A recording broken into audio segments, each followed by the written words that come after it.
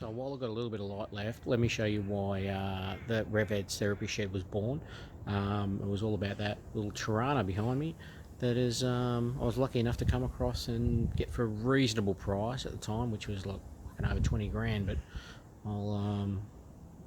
I'll take you through what I've got and show you why it's a bit of a beast.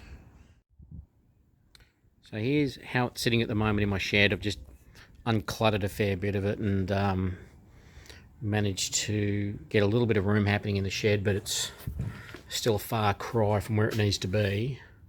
But this is a February 1970, what would be originally a Sebring orange LC GTR Torana.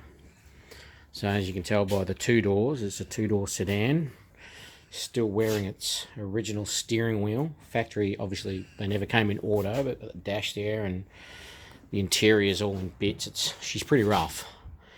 Let's be honest, you know, but you can see here inside the original A-pillars and under the gutter molds, all the original orange, and there are still traces of it in places like here underneath all the hood lining, all up along here. It's fairly dull, but you can still see all the traces of the original Sebring orange.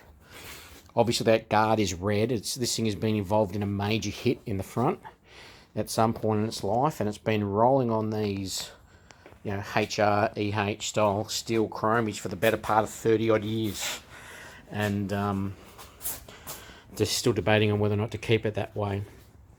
Part of its evolution, somebody's had a crack at filling in they've deleted the filler for the fuel tank, and obviously they'd started bogging up and doing little bits and pieces, which I'm going to have to undo. And it is currently covered in BMX parts and old bits and bobs from moving house and all that sort of stuff. But I will get behind all this shit, and I'm going to be dragging all this stuff off my collection of SAR steering wheels. And if there's one thing I do love, it's a SAR steering wheel. And I do also love my old school BMX parts. So, and Hot Wheels. Let's not forget all my bloody Hot Wheels. That's about, I don't know, 1/20th of my collection.